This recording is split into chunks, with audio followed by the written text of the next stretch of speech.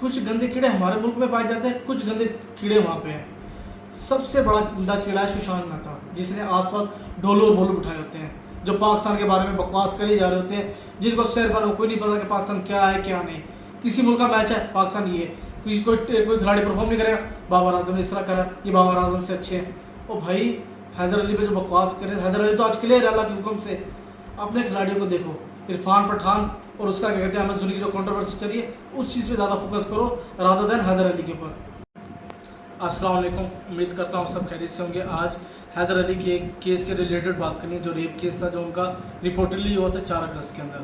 اب اس کیس کا ریفرنس اگر آپ لوگوں کو نہیں پتا تو اس کیس کا میں آپ لوگوں کو ریفرنس دیتا ہوں.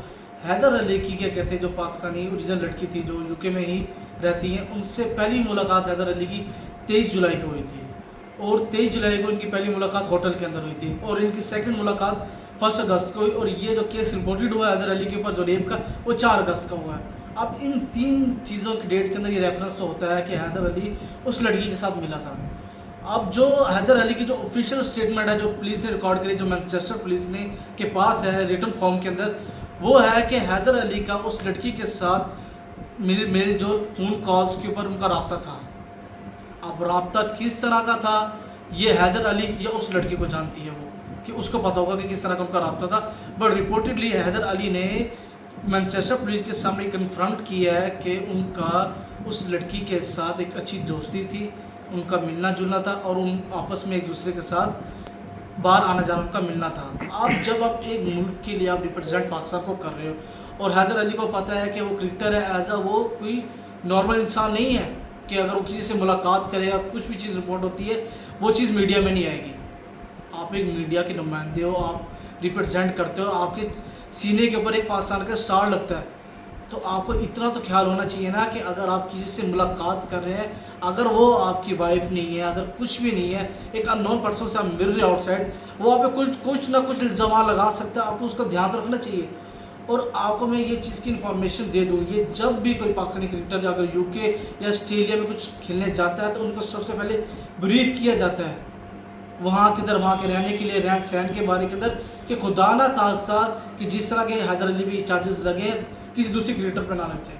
آپ نے دیکھا ہوگا کہ بابر اعظم کے دوسرے کرکٹرز اگر تصویریں وغیرہ لے رہے ہوتے ہیں کسی لڑکی سے کچھ بھی, تو ان میں گیپ ہوتا ہے کہ ہم پہ یہ چیزیں رپورٹڈ نہ ہو. جب یہ حیدر علی پہ جب ان کو اریسٹ کہاں سے کیا گیا, ان کو کاؤنٹی کینٹ کرکٹ کے کاؤنٹی گراؤنڈ سے ان کو کینٹین سے گرفتار کیا گیا. ان کا پاسپورٹ وہاں ضبط کر لیا گیا کہ آپ اس ملک کو چھوڑ کے جا نہیں سکتے جب تک آپ کے اوپر یہ کیسز چل رہے ہیں. پھر اس کے بعد کیا کہتے ہیں, اسے موبائل لے لیا گیا حیدر علی سے. اب جب حیدر علی سے موبائل لیا تو ایک ہی دن میں ان کو واپس کر دیا گیا. جو اریسٹ کا جو معاملہ تھا حیدر علی کا, وہ ان کو جیل میں نہیں ڈالا گیا تھا, جیل سے باہر ہی تھے.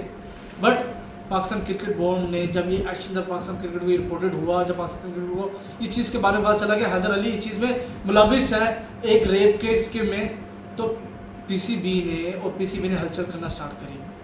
تو جب پی سی بی کو جب معاملات کا پتہ چلا تو پی سی بی نے پاکستان کے جو ایڈوکیٹ ہیں موئن علی بیرسٹر, ان سے رابطہ کر کے حیدر علی کے کیس میں معاملات میں مشاورت کری, اور ہائی کمشنر نے اس کیس کو ہینڈ اوور کیا.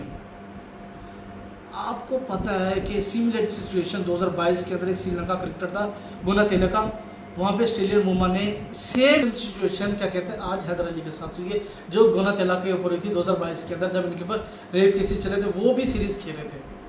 ان کا کیس تو بہت لانگ چلا تھا, کیا کہتے ہیں سری لنکا نے بہت ان کے خلاف سخت ایکشنز بھی لیے تھے, ان کو کم از کم 1 سال کی سسپینشن بھی دی تھی کرکٹ کھیلنے کی. بٹ پاکستان نے تو حیدر علی کے لیے کہا تھا کہ جب تک حیدر علی بھی کیس چل رہا ہے ریپ والا, یہ کسی کرکٹ ایکٹیویٹی میں حصہ نہیں لے سکتے, تو سسپینشن بھی ان پہ لگا دیا تھا. اب حیدر علی اللہ کے حکم سے کیا کہتے ہیں اس چیز سے باہر آ چکے ہیں, تو پاکستان کرکٹ کو آپ دیکھ لیجیے گا کہ 1-2 دن میں نوٹس آ جائے گا, حیدر علی پہ یہ سسپینشن بھی اٹھ جائے گا. بٹ اس چیز کی آپ کو دھیان رکھنا ہوگا کہ کوئی کرکٹر بھی ہے, اسپیشلی حیدر علی پہ یہ جو کیس جو چلا آج, کہ آپ کو ان چیزوں سے دور ہی رہنا ہے. اگر بے شک آپ کی کوئی دوست ہے یا کسی سے آپ جاننے والے, اگر آپ کو کوئی ریلیٹیو نہیں ہے, آپ کو اس کے ساتھ بیسٹ نہیں ہے, کوئی ملاقات آپ کی کوئی کامن آپ نہیں جانتے, تو اوائڈ ہی کرو جب تک آپ کرکٹ کھیل رہے ہو. کیونکہ اس میں سب سے بڑا پاکستان کا نام آتا ہے. پاکستان پہ کیچڑ اچھالنے والے بہت ہیں, پاکستان کے بہت دشمن ہیں. سب سے بڑا دشمن تو کیا کہتے ہیں ششانت مہتا ہی ہے, اور اس کے دو ڈھولو بولو جو بیٹھے تھے آس پاس اس میں بیٹھے ہوتے ہیں. वही बॉडी बात करेंगे पाकिस्तान के ऊपर, बाकी दूसरे भी मिलेंगे कीचड़ उछालने के लिए। क्योंकि इन कंट्रास्ट आप चले जाएँ 2009 के अंदर जब ये फिक्सिंग का स्कैंडल हुआ था, उससे मोहम्मद आमिर, उस्मान भट्ट, मोहम्मद आसिफ कितना पाकिस्तान में शर्मिंदगी हुई थी और पाकिस्तान में कितना कीचड़ उछला था। अब हैदर अली वाला मामला, अल्लाह का शुक्र है कि 1 मंथ के अंदर हैदर अली को इस चीज़ से रिहाई मिल चुकी है, हैदर अली का नाम साफ़ हो चुका है, पाकिस्तान का नाम साफ़ हो चुका है। तो अब हैदर अली को ये चाहिए कि अगर अल्लाह पाक ने अगर दूसरा चांस दे दिया हैदर अली को, तो इस चीज़ को चांस को अवेल करे, इन चीज़ से दूर रहे, क्रिकेट पे फोकस करे, पाकिस्तान क्रिकेट में वापस कम बैक करने का सोचे।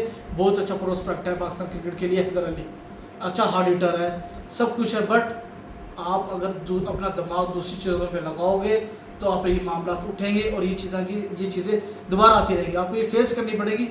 काइंडली मेरी एडवाइस हैदर अली को यही होगी कि भाई अपना पूरा का पूरा फोकस अपनी क्रिकेट पे कर, पाकिस्तान का नाम रोशन कर, पाकिस्तान को जलील करने की कोई ज़रूरत नहीं है। हमने ये पहले बहुत शर्मिंदगी उठा चुके हैं दूसरी चीज़ों से, ये नहीं चाहते कि अब ये चीज़ हम पे भी लगे। अपना बहुत बहुत ख्याल रखिएगा। अल्लाह हाफिज़।